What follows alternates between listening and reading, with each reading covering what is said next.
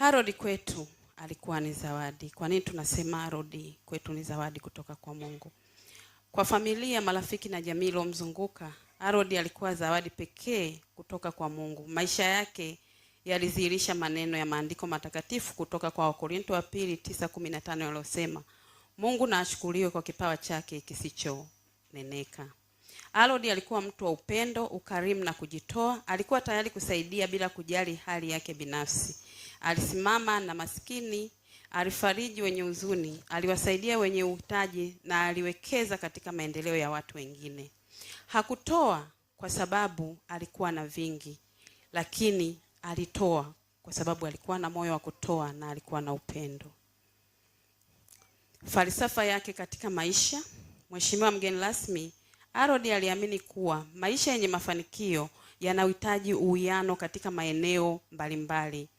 Na yeye alikuwa anaamini kwamba maisha yana sura 10 tofauti ambazo kila binadamu anapaswa kuziendeleza.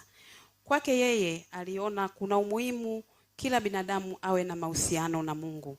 Na ndio maana alikuwa anatumika kanisani, anatoa sadaka kwa Mungu, anajenga makanisa, na kila mahali alipokwenda Herodi ameacha ushuhuda wa kuwa mjenzi wa nyumba ya Mungu. Lakini aliamini katika ukuaji wa maarifa na ubunifu, na Herodi katika hili alitumia muda wake mwingi kujiwekeza katika ufahamu, lakini kuhakikisha pia wale wanaohitaji elimu anaweza kusaidia. Amesomesha watoto mbalimbali tukiwa kama familia, walio kwenye familia ambao ni ndugu na wengine ambao sio ndugu. Lakini yote hiyo baada ya kuona kwamba dunia bila maarifa inakwenda kupotea.